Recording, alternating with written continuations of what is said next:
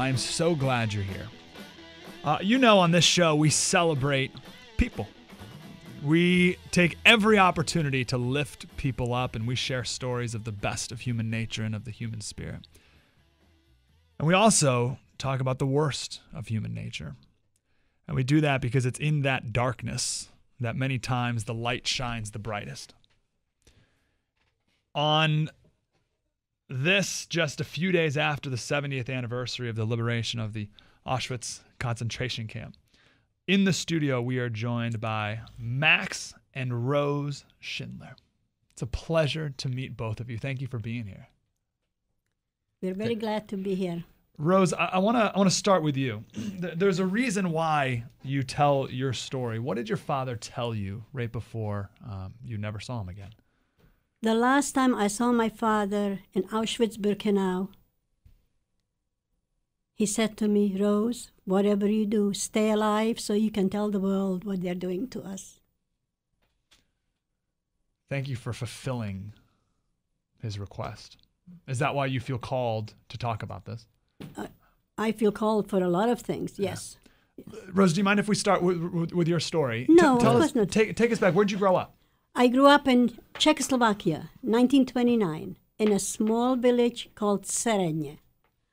I come from a family of 8 children, 6 girls and 2 boys. My father was a tailor, and we were very religious at home. Orthodox Jews. Good childhood? Very good childhood. Under the Czech regime. What does that mean? That means more liberties. We had the rights like everybody else. We were allowed to have properties, businesses, come and go as we please, just like everybody else. Yeah. But when that was between 1918, you see, before 1918, before the First World War, this part of the world was Austro-Hungarian, okay? So in 1918, it became Czechoslovakia. And in 1938, it became Hungary. And that's when everything went to hell. How old were you at that point? I was born in 1929, so 1938 I was 9 years old. Okay, so you're pretty young. But what do you remember about things changing when you were that young? Well, first of all, when the Hungarians marched into our town, little by little, they took all our rights away. My father's business was taken away. All the Jewish businesses were given to non-Jewish people. The Jewish kids, were not able to go to school anymore. Just like that? Just like that. They had no room for the Jewish kids in the schools. Not that we come from a town, maybe 2,000-3,000 people, a village. We only had like one Czech school at that time, which the Czech school closed right away. That's where we went to school. And the Hungarian school, we couldn't go in there. Wow. So... what did your family tell you about this? I was very young. I don't think our family talked about this. We just went along as things were happening. Wow. All we know is that we couldn't, if we wanted to leave town, we had to get permission. Okay? We were like in a closed ghetto, they might call it. Yep. Okay? We had our own home. They didn't take our homes away, thank God. But we didn't have the privileges like the non-Jewish kids. Did you hear of this Hitler fellow, or was he the one who was in charge at the time? Did you hear of him? Well, Hitler and the since Hungary invaded our part of the world, there was no invasion. They just walked in, a half a dozen soldiers, and everything changed. Wow. And even Hitler, he invaded all of Europe without any rejection from anybody. He just walked in. It was very easy for him, and nobody said a word. Yeah. When did it get dangerous for you and your family? Well, we were together with my family till 1944. That's when it really got bad. But in the meantime, all the men in our town were taken for slave labor. They were taken to work on streets, factories, whatever. Oh, wow. In the town? Yes, they would pick them up in the truckloads, all the men that were capable of work. They didn't take the women, okay? Uh-huh. They would take him like Sunday morning and bring him back Friday night. Really? Filthy, dirty. They worked no pay or anything. Your dad? My dad and my brother. What did they say about that? When your brother and your father were taken in the bus, what did they say to that? there was nothing you could say. Wow. If you don't do it, they'll kill you. You have to abide by the rules, otherwise you're dead. What did your mom say? My mom. I was so young at that time. We really didn't talk about it much. We just went along like we were mesmerized. Yeah. We just went along and we didn't. I don't know what we could have done. Okay, yeah. I just don't understand why our parents and all the adults in our town didn't do something about it. What do you think about that? Because that's I think why I'm this a little is confused. Awful. I mean, they should have rejected all the things that they put on us. They should have fought back.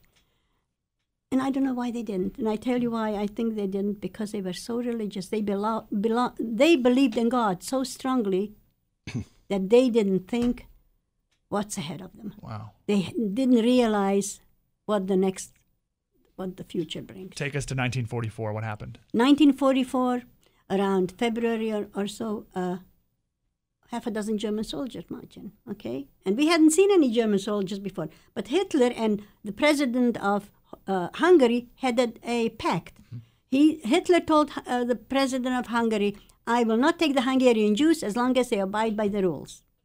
And that's what we did. So, of course, and this is 1944, where maybe part of Europe was already liberated, okay?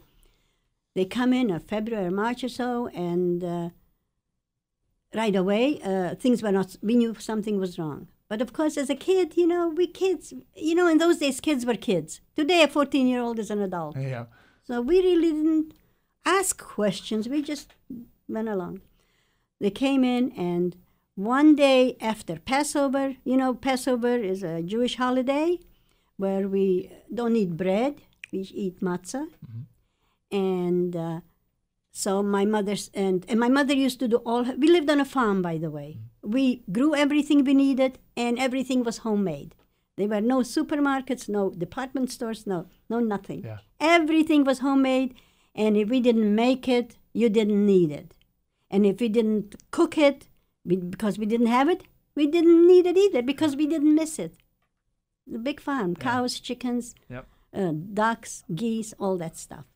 So, as I said, and my mother used to bake everything. So my mother said, being that it was 1 week Passover, she didn't have a chance to bake the bread or cakes. So she says, that we had one bakery in town, go get a bread. And as I'm going to the bakery to get a bread, and every town in Europe has squares, yep. like farmers markets, yeah. where things are done. We used to do a lot of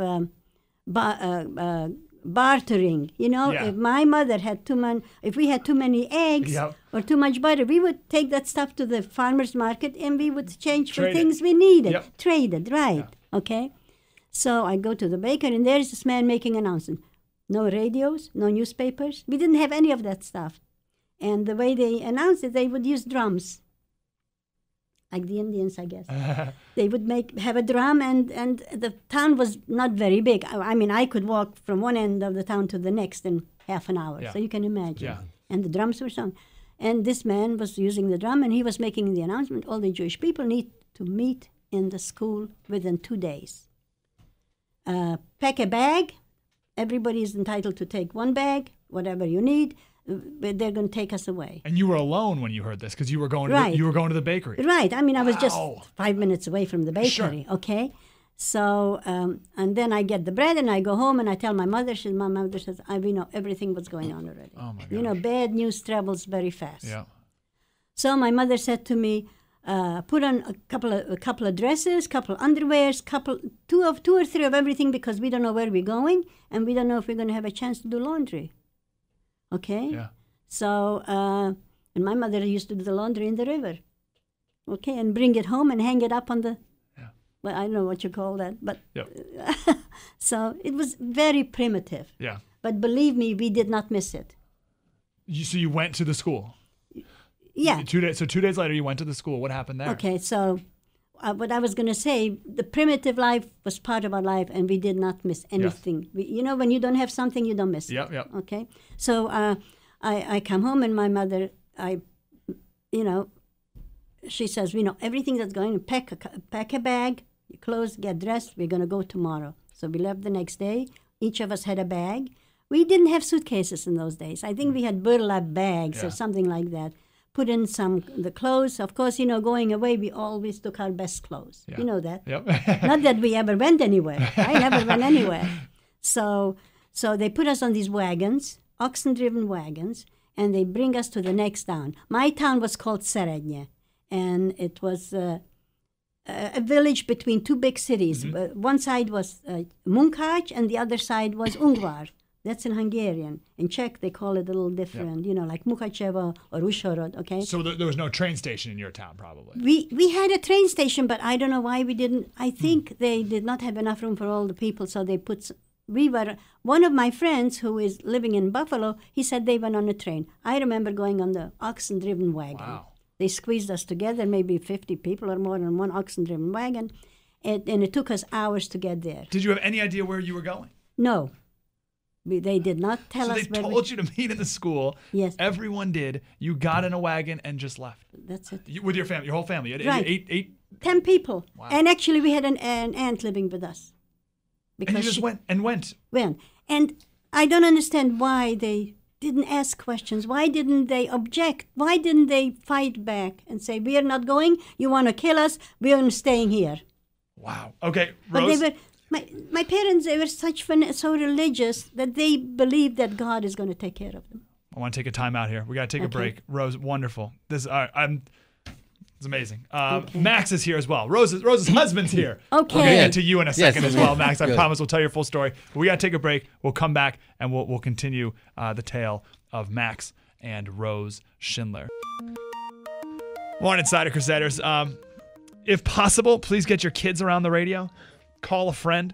Tell them to tune in because they're going to want to hear what's next. If your kids are not nearby, make sure you go to our website tonight and listen to this interview again with your family tonight. This is imperative that everyone hear the story of Rose and Max Schindler, who are both with us today. And I'm so grateful you both are here.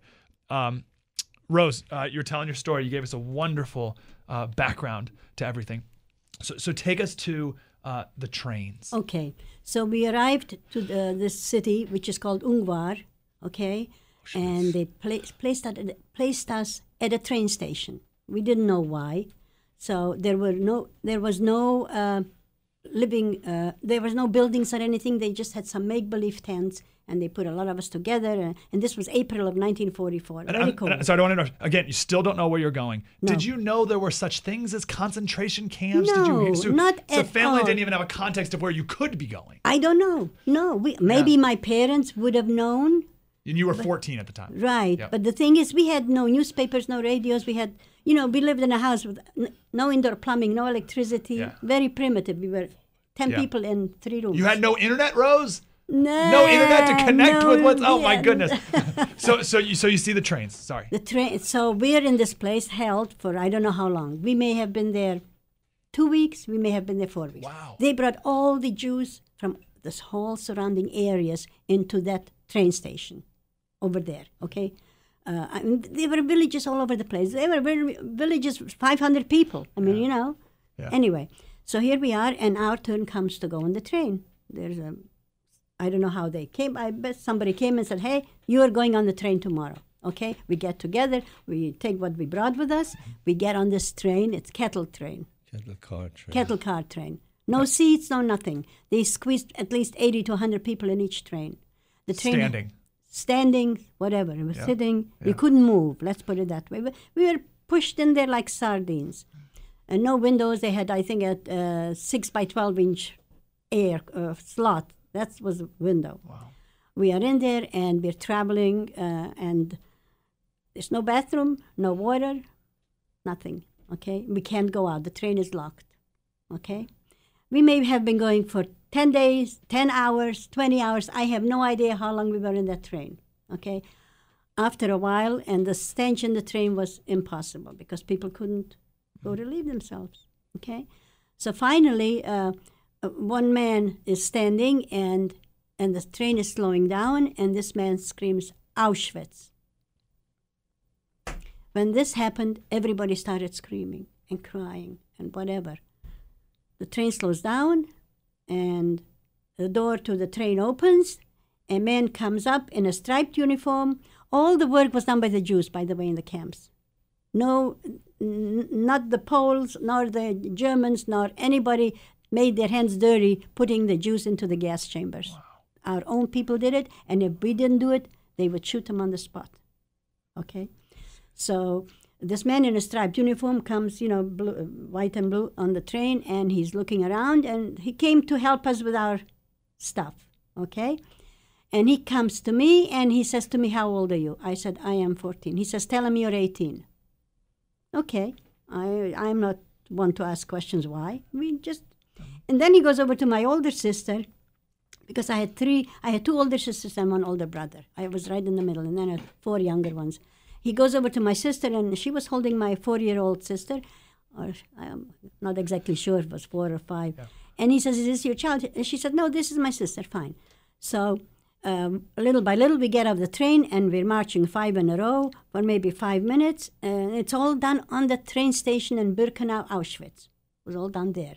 We're walking for a little bit, and then little by little, we come in front of these 3 SS, okay? My father and my brother is pointed to go over here. My brother was older than me. And my mother and 4 sisters and brother went to another line. And my 2 sisters went into a different line. And then he comes to me, he says, "How old are you?" I said, "I am 18. And then my older sister Helen says, "Oh no, she's only 14. I said, "Oh no, I am 18. Wow. He let me go with my 2 sisters. Otherwise, I wouldn't be here. I would have gone into the gas chamber with my mother and 4 sisters and brothers. Because everyone under 18, they just killed right away. They didn't bring us there to have a good time. They brought us there to go to slave labor work. Wow. Okay? And 14 or 13-year-olds, they're not workers. Yeah. So they only kept the people that could help them out. Did you see them take your sister and family away? My mother and my 3 sisters and brothers, they went away. I never saw them again. We didn't even say goodbye. It just so happened so fast, and I think we were all hypnotized or something. Yeah. We didn't know what we were doing. We were just following orders constantly. My father and brother left. My mother and 4 sisters, 3 sisters and brother left, and I was with my 2 sisters, Judy and Helen. So we are all selected, and we're going. And so 3-4 minutes later, we come into a bathroom, a building. It's a bathroom. They tell us to take off all our clothes. They shave our hair, whole body. All hair comes off. And after they're done with that, some German I remember seeing a German in a corner taking pictures of us. We were all maybe 100 or more than 100 women in this room, okay? And we excuse me. Mm-hmm. And then after we're done, they tell us to get some clothes from another pile of clothes. We didn't get back our own clothes, okay? So I found a dress and some wooden shoes, clogs, okay? They didn't even give us our shoes back. And the dress was so long and my head was so cold that I tore a piece of the bottom of the dress and put it in my head, wow. Okay? So we're out, and after a while, we're all going outside. We're standing outside, and it's already kind of dark. And as we're standing outside, there's a huge fire behind the building. And one of my sisters, Judy, she said, "What is that fire and what is the noise?"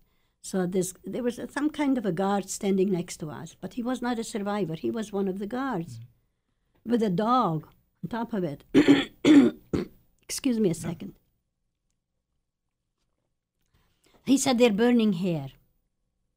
Okay? And he said, "What's that noise?" My sister said, "What is that noise?" Yeah. So my sister Judy says, "Hair like that doesn't make noise like that." So he says, he said, "They're burning cripples." So later on, after we were put into the camp, we went to lagers, Camp C. Okay, there was Camp A, B, and C. One was Czech, Hungarian, and Gypsies. We get into the camp, we found out what they were doing, what the fire was. When the people went into the gas chambers, they didn't even give them enough gas to kill them. They would push them out the back door and burn them half alive.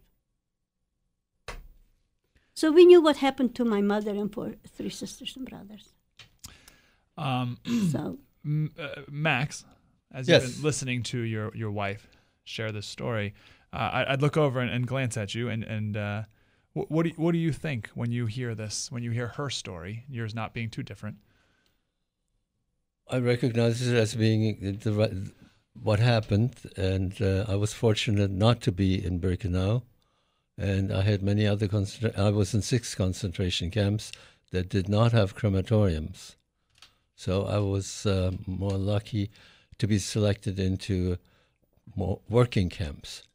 So if you want me to, I can start from the beginning. Yeah, can we take a break and we'll come back and we'll share your story.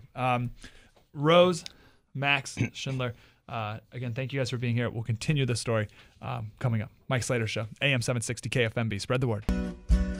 We are talking right now with, it's such an honor.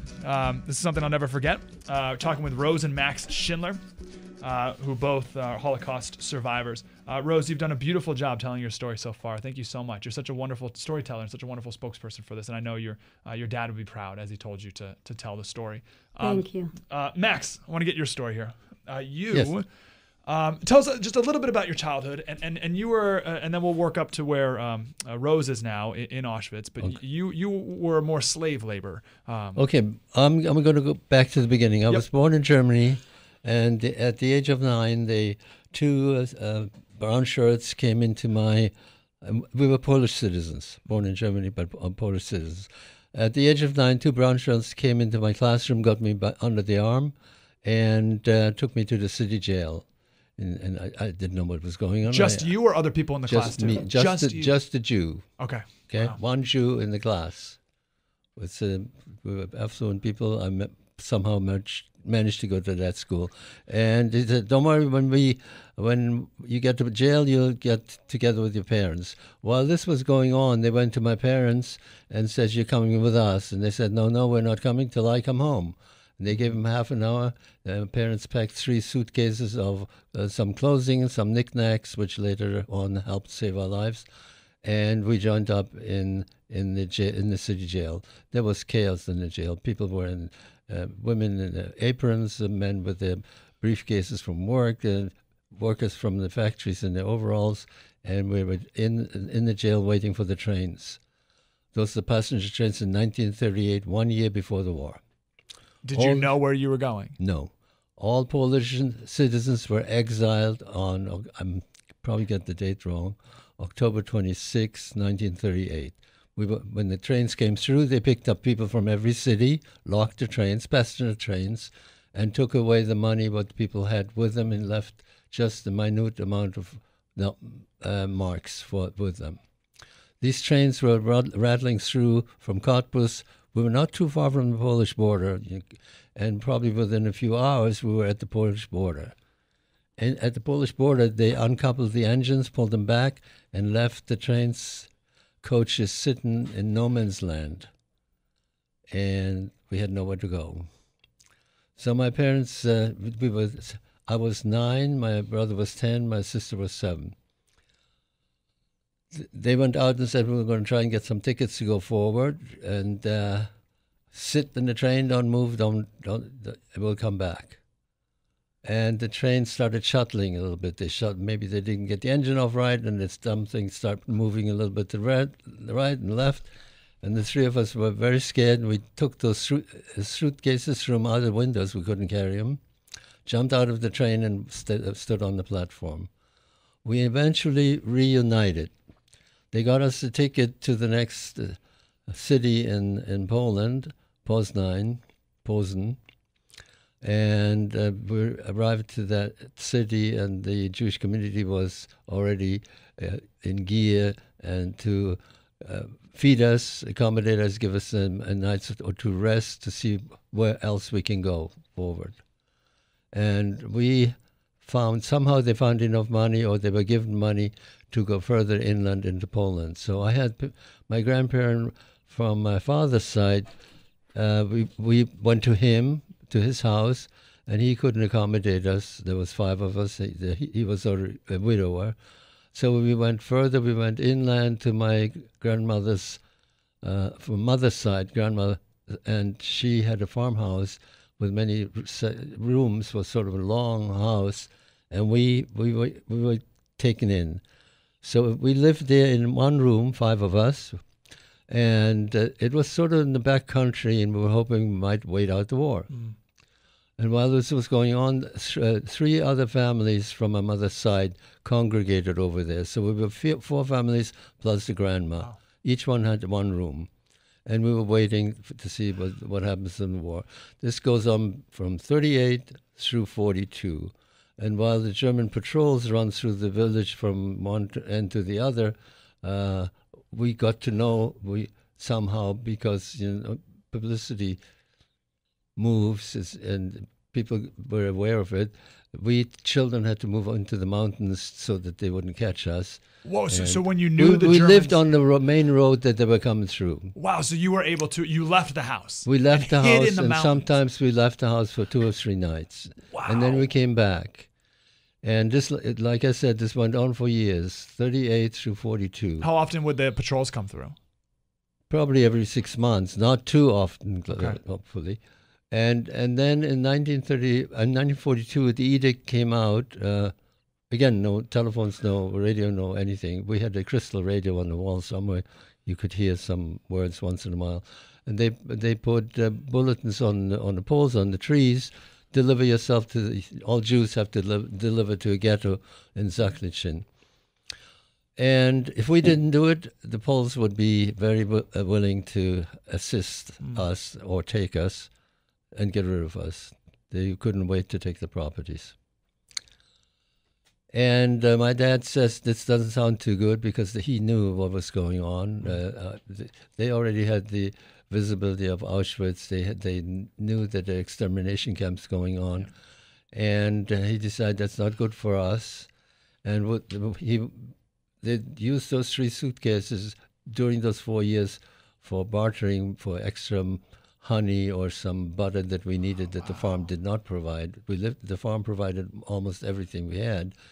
And in the suitcases we had some knickknacks, some desk appointments, marbleized blotters, marbleized inkwells and pens and letter openers and stuff like that. He took that to a commander who was establishing a working camp within 2 miles of where we lived. He went over there and said, "Take us in," speaking German to him, okay? And somehow he succeeded. And they took the entire family into that camp. There was still a preliminary camp just starting up. We were living in trailers. It was just the very beginning for that area.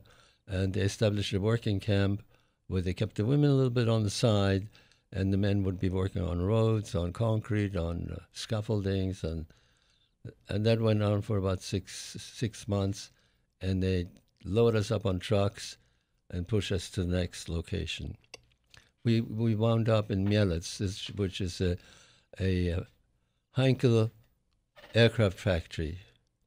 And they used us younger ones for holding the weights for riveting into tight places and doing tightening and putting in screws where bigger hands couldn't get in. There was no automation in those days. I have to pause you here, Max. I'm yes. sorry. What's going through your mind, your father's mind, when you're working like this?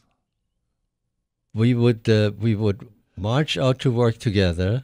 We would be separated during the workstations, and we would look at each other once in a while, and then come back for being marched back to the barracks. Did your dad tell you anything as you're walking out to work? No, he just said, "Stick together. Don't deviate. Don't try to create a fuss, or you're going to get killed or get hit.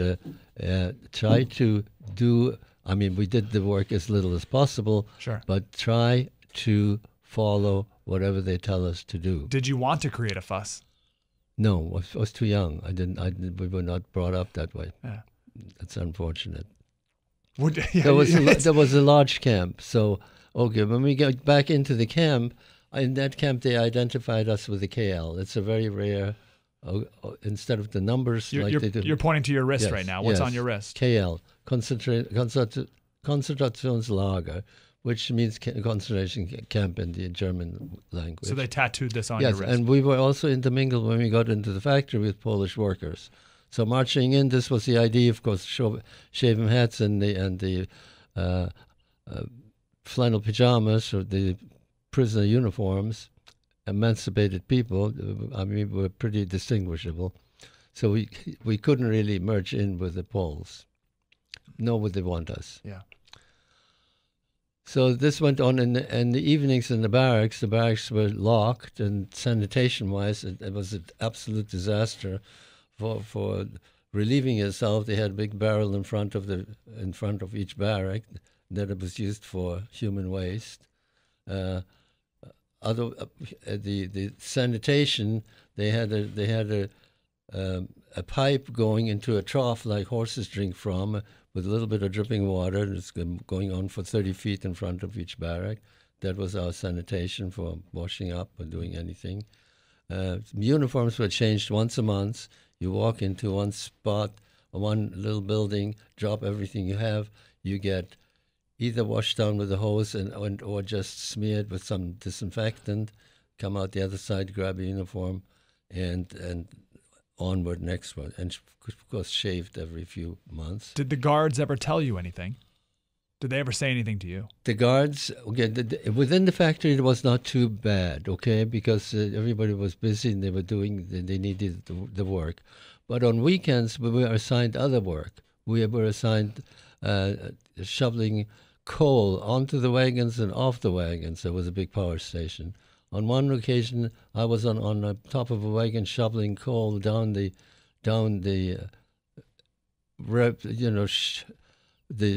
whatever they wanted the coal going down, and the guard screams, "Einer runter, one must come down. There's too much coal under the wheels."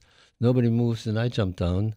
And while I jumped down, he took the rifle butt and whacked me over the back, and I was under the wheels, and I didn't come out till the march back to the barracks, and they had to help walk me back. So, Max, I hate to stop you here. We have to take a quick break, and we'll come back and we'll continue. We're talking with Max and Rose Schindler, two Holocaust survivors. 1-800-760-KFMB is the number. Mike Slater Show. Spread the word. Talking with Rose and Max Schindler, two Holocaust survivors. I'd love for both of you to stick around for the next hour, and we can chat a little more if that's okay, because this is very important. Max, you've been sharing your story and working in what do you call them? Labor camps, slave labor camps? Slave labor camps. Yep. So just take us, because you're 9 at this time, 9, 10? I'm already 13 at that time. I started going into the camp was 13, so here I am already at 14. And they've moved you to a couple camps. They keep moving you. And we're going from camp to camp. So the Russians were pounding from the east, so they took that aircraft factory and they moved us to. They actually tried to dismantle some small machinery and put it into the Velechka salt mines. And we were part of this contingent to install the machines in the salt mines and try to work them. Of course, within 6 weeks it was all rusty, so we had to pull them out again or salvage what we can. So that didn't work. So we were pushed into Plaszow. Plaszow is a camp which is very close to Auschwitz and Birkenau. And Plaszow is the camp that the Schindler's List film was filmed in. Mm-hmm. And here we are, Polish Jews, name of Schindler. We did not know what was going on with Oskar Schindler. And the camp was being, let's say, eliminated because the Russians were coming from the east. Our contingent of 350 special workers, specialists at ages, my age plus older, we were assigned to Commander Flossenburg, and we had to do, excuse me, we dismantled the camp. We tore up all the barracks, all the equipment, loaded on trucks, on railroad cars, and everything was shipped out. If you go back to Plaszow today, there's not a stitch of evidence that there was a camp. Wow. Other than the monument that the Jewish people erected and so the site. You were part of taking it down. That was part of your work. We were part of taking it down, okay? So the camp is eliminated.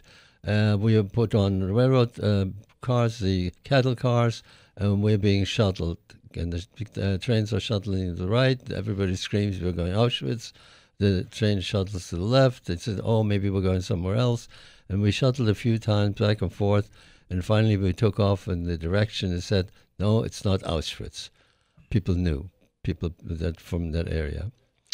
and we wind up in Germany. That special commander unit, our unit of 350 specialists, were then put into a factory in Dresden, and just the outskirts of Dresden, into a factory where our sleeping quarters were on top of the factory. It was fenced, like a camp, and our work assignments were within the factory in the lower floors. And of course, you know that Dresden was firebombed in February of 1945, and we were caught up in that air raid. I mean, we saw the first air raid from our lodgings up on the top floor. They lit up the city with flares. Were you grateful to see the air raid? Yes, I kind of, you can't find it might be the end. Yeah. But there was one air raid, and you have never seen so many planes in the sky at one time. There were 4-engine B-29ers, I think they were. The sky was black with planes. Many of them spiraled down and were shot down. And the first air raid stopped. Bombing assault stopped, and they said everybody down to the shelter.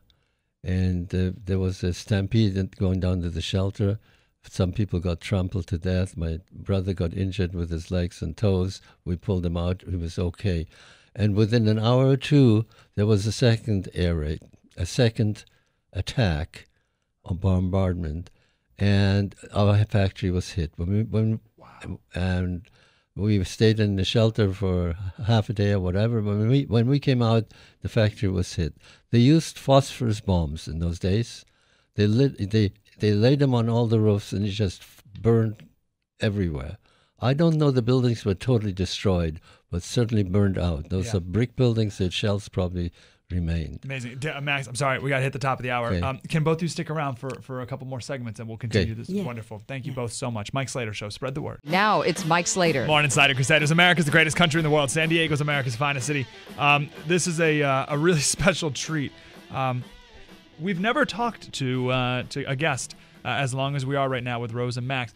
This is incredibly important. There's lots of stuff going on in the world. There's lots of stuff going on in San Diego. We got to talk about the Charger Stadium. No. This is much, much more important. We're just a few days after the 70th anniversary of the liberation of Auschwitz concentration camp. In the studio, we're joined by two Holocaust survivors, and they live here in San Diego, have since the 50s, Rose and Max Schindler. You two are wonderful.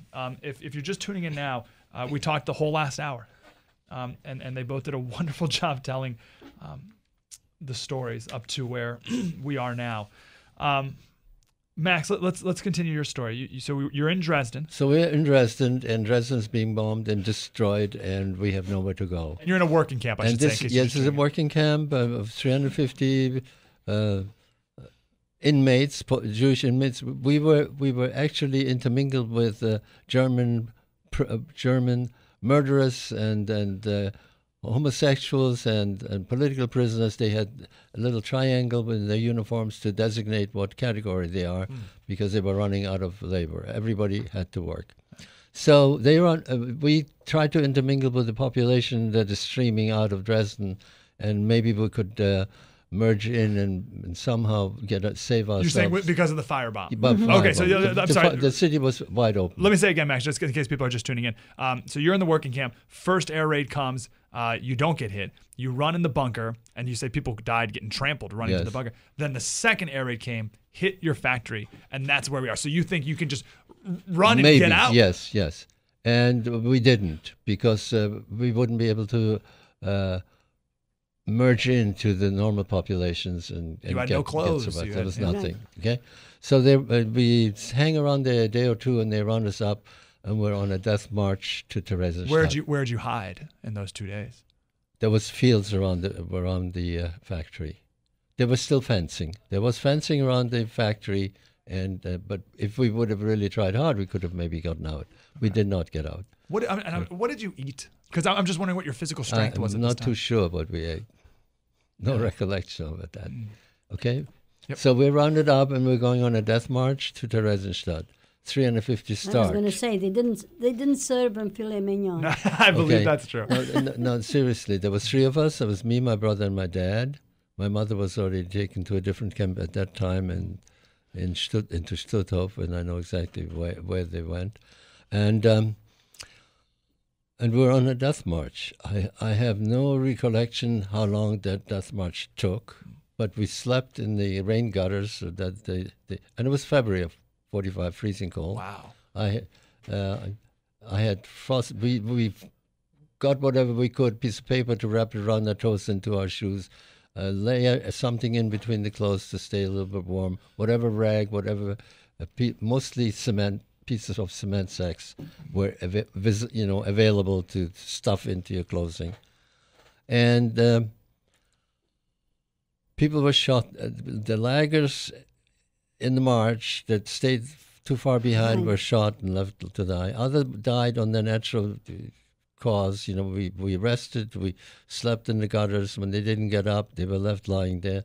And when we reached Theresienstadt, I don't know how many days later, Theresienstadt was overflowing with people, and there was no room in Theresienstadt. So Theresienstadt is in two parts. It's Theresienstadt and the small fortress, which is a mile and a half away, which is an old military campsite that they used to train soldiers for the First World War, etc.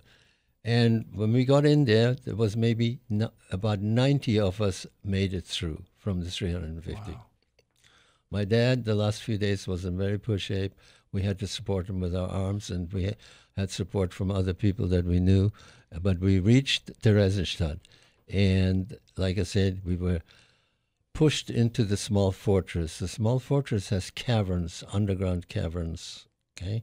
And I remember being in the mud and the filth and the dirt. I had chilblains. My fingers had frostbites. My toes had frostbites. That's another story when we got out of there, how to treat that stuff. And little by little, we found wood to lay into the dirt and somehow stay there for. It was close to the end of the war. Liberation. Okay, somehow we stayed there and survived. If you ask me how we ate, I cannot recall. I cannot recall getting any kind of rations, but something must have come in. Yeah. Okay, and same thing during the march. I don't recall any eating or what we did eat. All I know is when we marched this way, the bombs were falling over here. When we marched on the other side, the bombs were falling over there.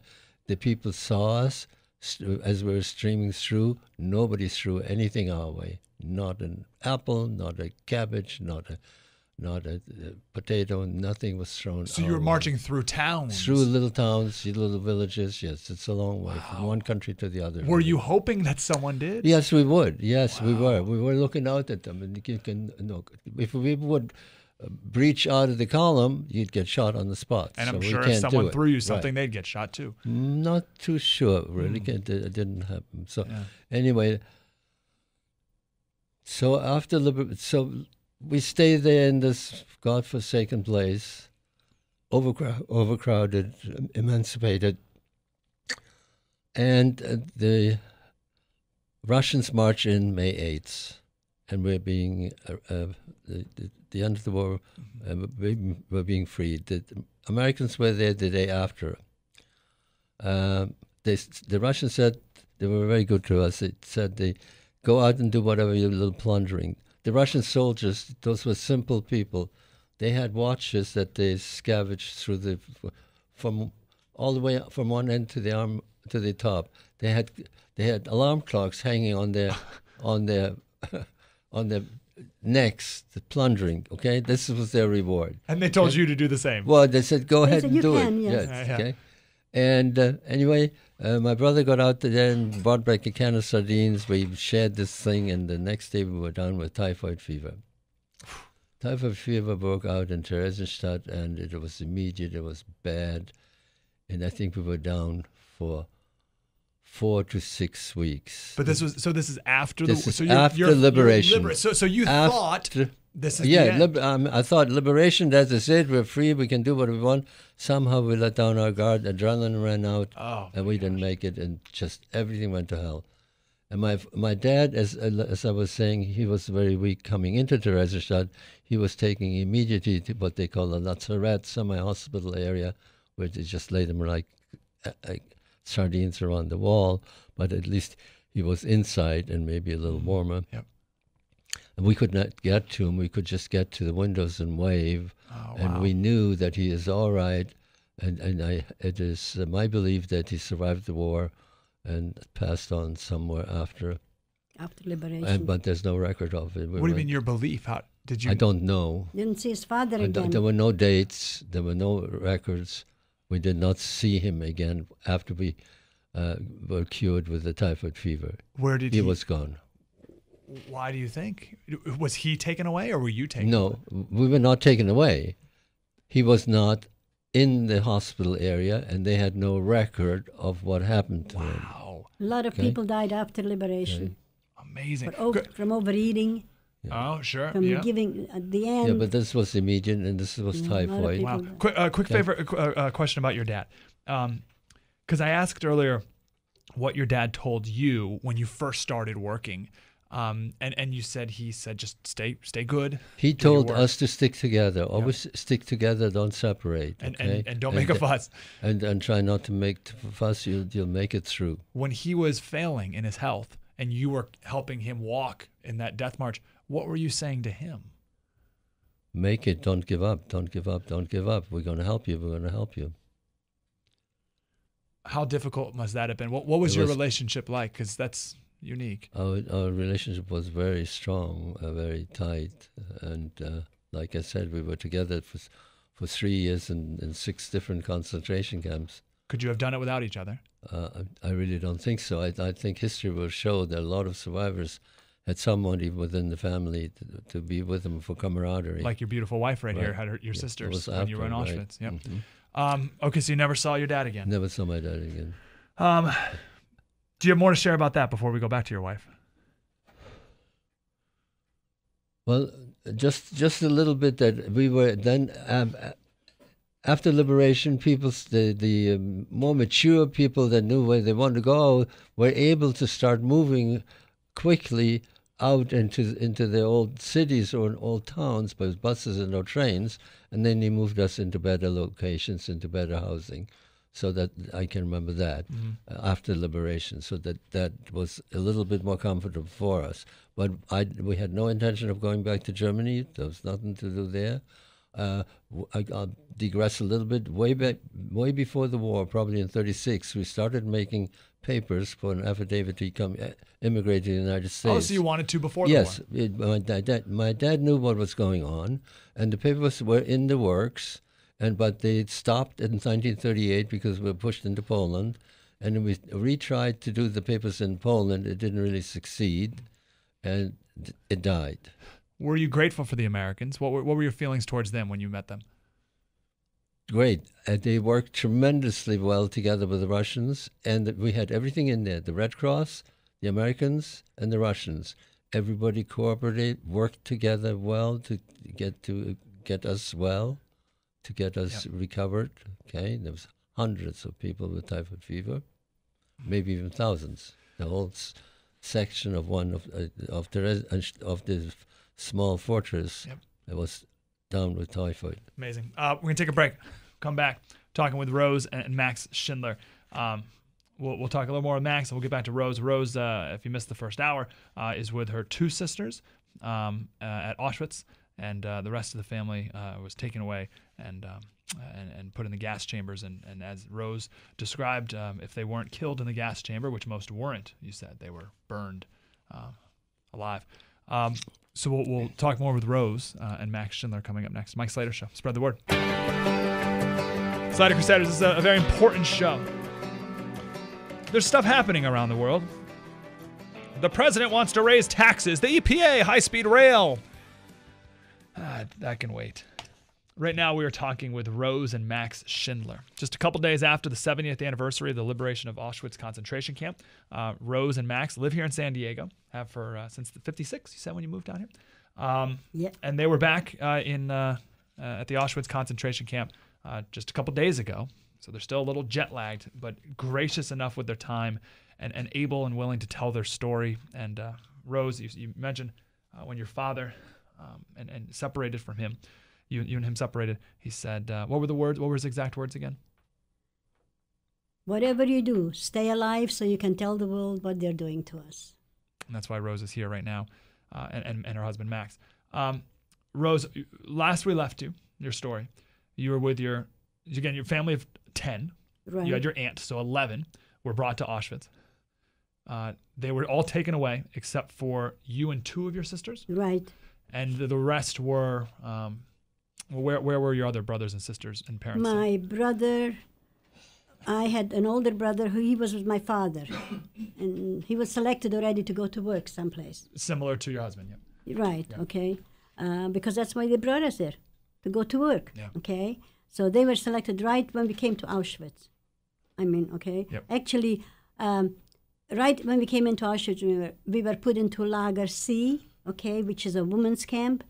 There were 28 barracks. One barrack was the bathroom, one barrack was the kitchen, 28 barracks. There were 1,000 women in each barrack. Wow. With the 3 bunks, 3 rows of bunks.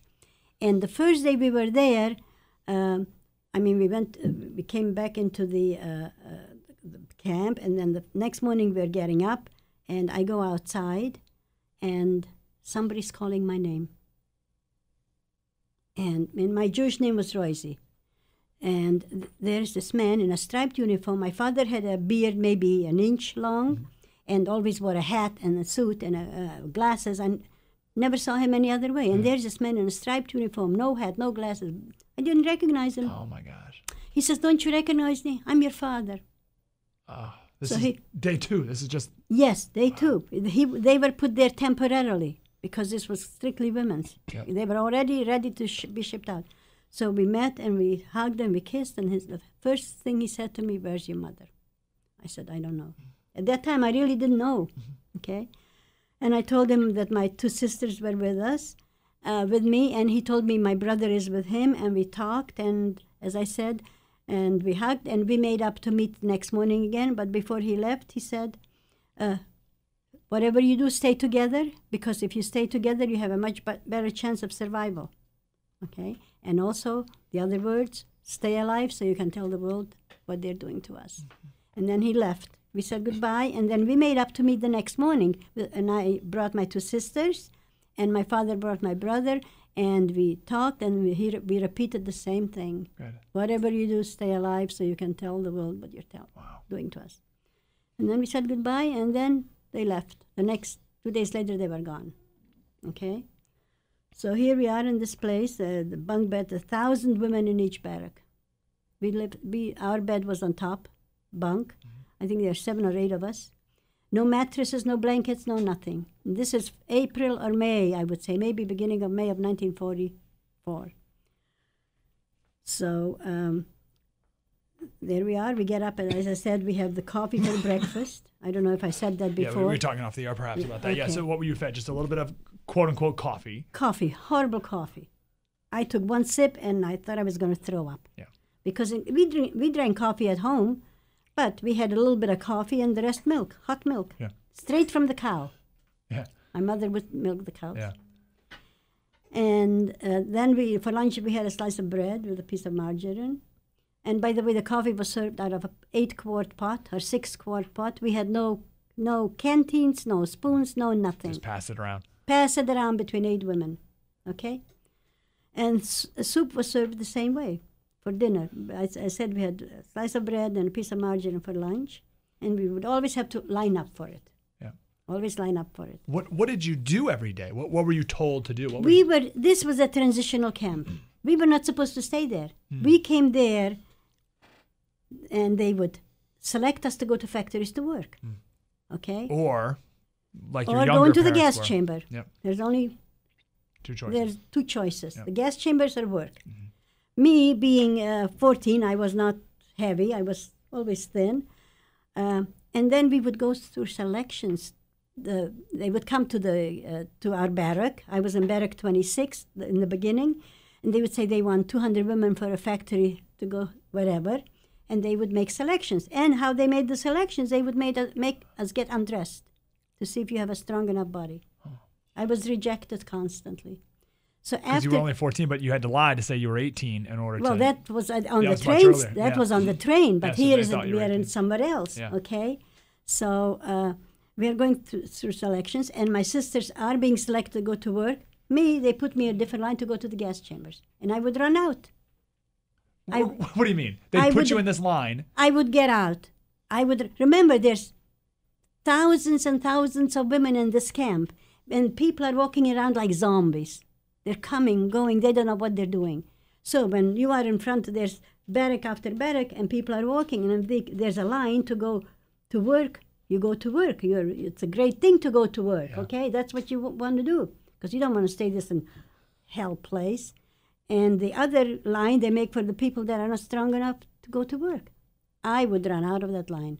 After doing this a few times, my two sisters and I decided we are not going to go through selections to go to work anymore, because they will not leave without me. Yeah. Oh, wow. Okay?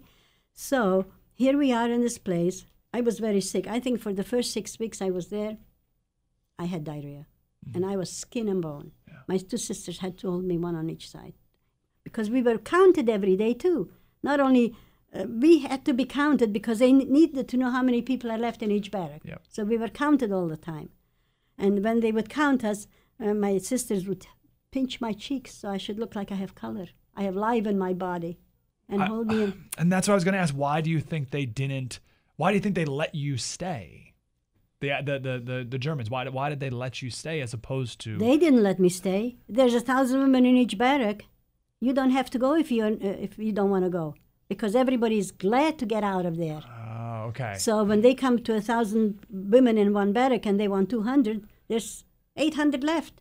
Got it. And if you're lucky enough to be selected to go to work, that's great. Right. Okay? So we would not go for selection anymore.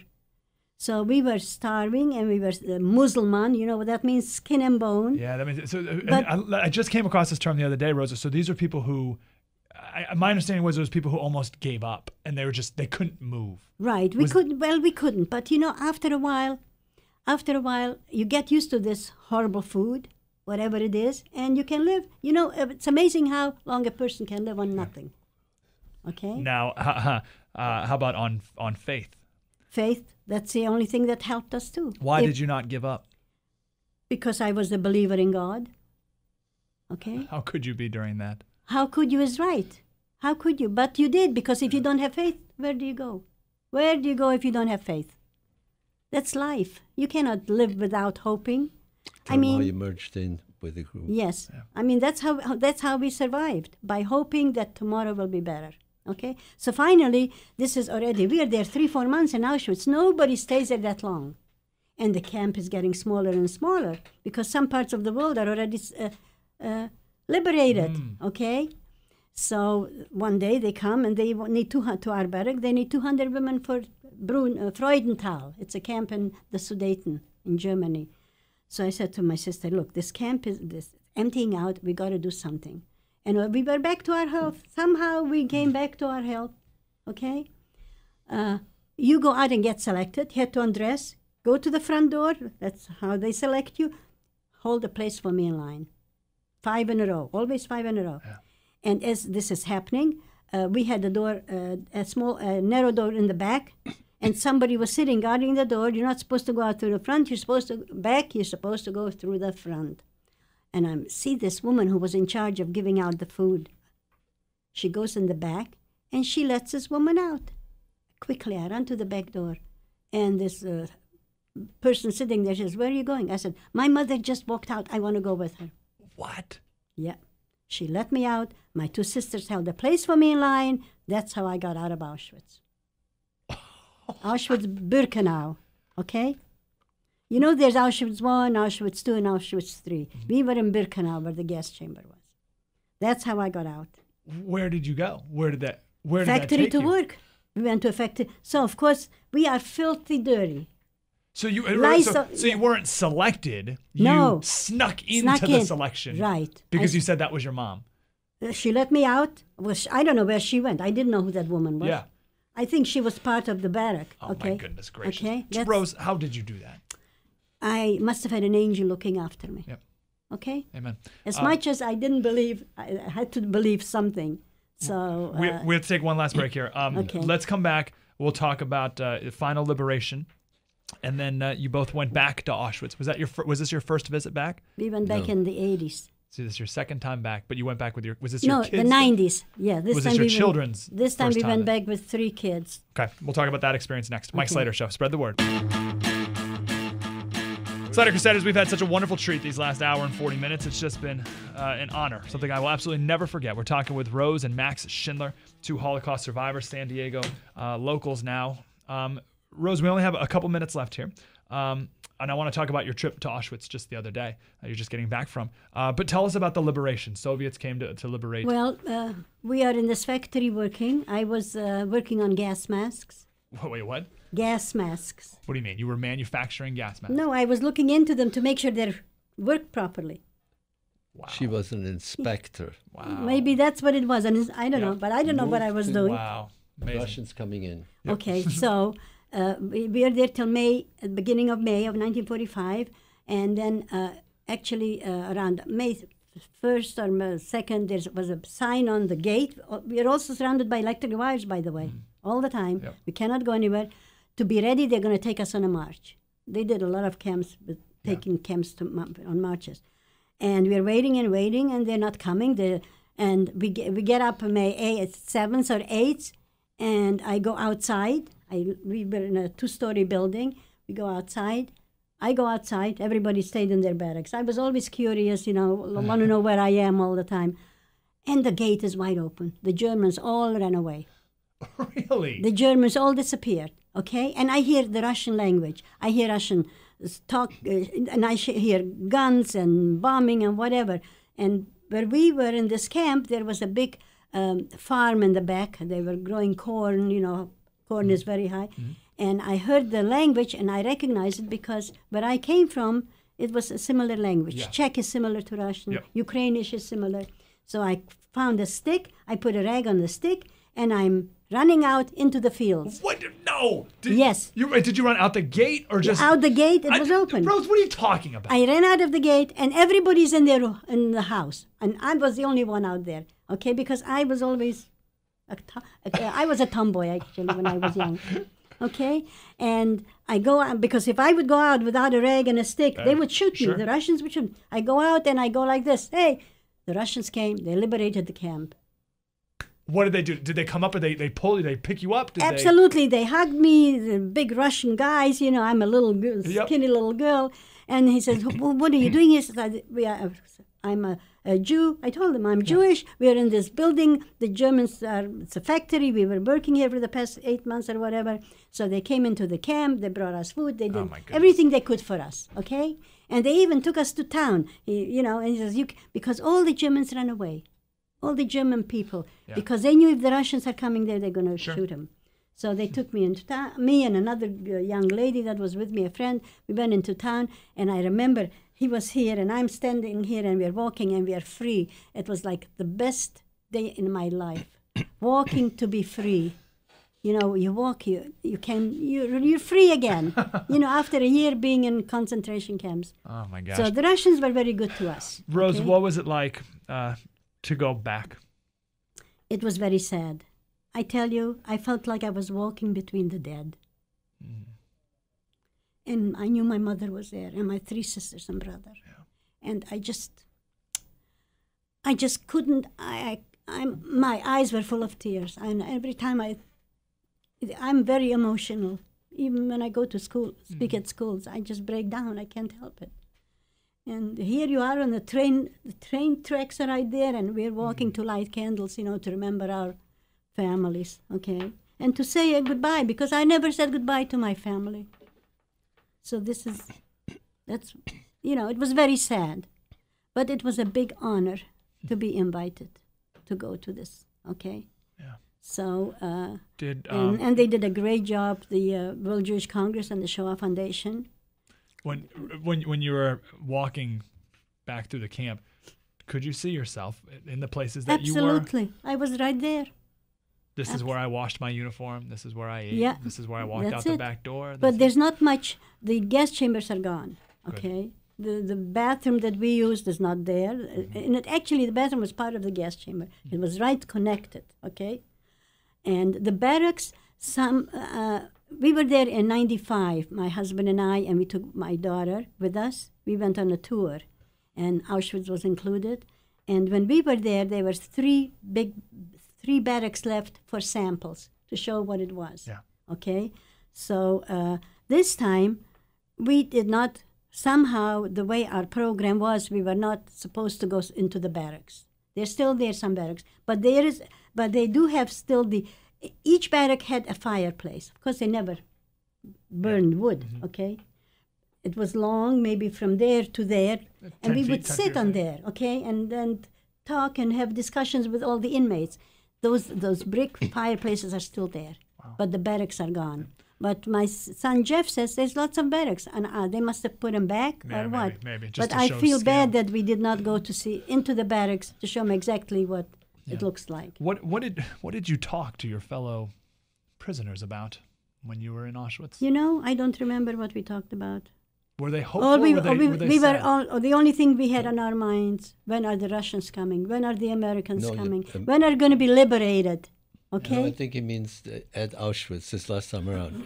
This time. Oh around? no! I meant last time, but and also this time now. Max, tell us about your. Now you were never at Auschwitz. This time at Auschwitz, we got together with a couple of people that were in the first evacuation from England, from the group known as the Boys. They were in Windermere, and we shook hands, we hugged, and we shed a few tears. But they went to different hostels than I was.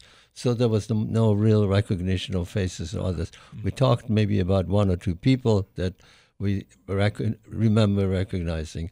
But going back to Auschwitz for us, and the sites, and to the Schindler factory, and to my hometown, and to the other sites in Prague, where after the war we were taken as the group of the Boys, was very essential for me with our kids, to help them retrace the steps of our lives, of our horrible experiences, and let them hear it and see it firsthand from a survivor, rather than waiting for us all to be gone and then hear it from a tour director. We had a granddaughter with us, and it's like, and this will be the last great mass get-together over there, because everybody else is aging. We're the youngest. You know what really makes me tear up the most here? A lot has, and when I reflect on this more tomorrow or tonight, I will tear again. How beautiful it is that you were able to take your kids, and they'll be able to show their kids. And we're emphasizing on them. Did. And it's up to them to carry the gavel forward. We give them the gavel, carry the story forward, so the deniers don't take over and deny it all, and it'll fall out of the history books into one page somewhere and die. Yeah. And we want to keep the story alive. It's our duty, okay? And maybe this will help heal the rest of this crazy world of ours. And I mean, they're doing this kind of killing and exterminations that were even not done in prehistoric times. So where do they get this stuff from? It doesn't make any sense. No. You see it coming again, though. Yeah, I can see it coming again. Unfortunately, there is anti-Semitism, and I don't know why the Jews are always on the receiving end, and there's some Christians being vindicated in Iraq, but it's happening again. Yeah. So that's why we need Israel. Yeah. Okay. We didn't have an Israel before the war. We had nowhere to go. But now we have an Israel. God forbid something happens. Well, it would be a shame that everybody has to run to Israel to stay alive, and then that's not good either. It's too dangerous. True too. Rose, when you were at the presentation, Steven Spielberg gave the address, and you got to meet him. Right. I got to meet him. He's a wonderful fellow. Yeah. And he says, call me Steve. He came up and gave you a hug. Yes, and I went up there and I introduced myself to him. I met him a couple of times. Yeah, actually. we thanked him for doing the Schindler's List. Yes. It's the most truthful story of a camp and inmates within a camp. Of course, eventually they went with Schindler into other ones, and that's the camp that I was in, Ploshov. They taped, Steven Spielberg taped more than 52,000 survivors. It's all at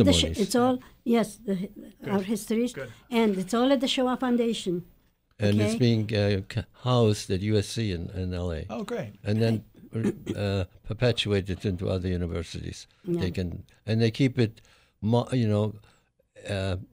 not Auschwitz in modern. I mean, the technology changes, so they keep it up to par, and they have to refresh it and so we'll never lose it. Well, you just gave your it. testimony here for 2 hours, and I couldn't be more grateful. I will never forget it. Thank you. Just real quick, again, like 60 seconds or so. Final thoughts, final words, Rose. When you finally pass from this earth, and Max, you as well. What's your final message about your life and about your survival that you want the world to know? I just want the world to know not to forget us. That's all there is to it. Don't forget us. And that nothing like this gets ever repeated again. Forget what about? The horrors we went through. The horrible killing all families. There were some families that not one person would come back from the war. I mean, 6 million. And how could anybody do this? How could the world allow this to happen? Mm-hmm. Max? It's my hindsight is different. It's tremendous. The things that I have achieved from where this war started and what I went through with it, and after the war, the things that I have achieved are just monumental. And I hope that anybody that does suffer and learns to get over it and goes forward and keeps on succeeding into many different ventures, and don't let that be the burden on him to cripple his life and destroy it. What a joy. Both of you. Thank you. You're very welcome. Thank you so much. Mike Slater Show, AM 760, KFMB. Spread the word. What do you say? As we talked with these 2 Holocaust survivors, San Diego locals now, they both showed me their tattoos on their arm. They never got to say goodbye to their parents. Never got to say goodbye to their brothers and sisters, just families ripped apart. For what?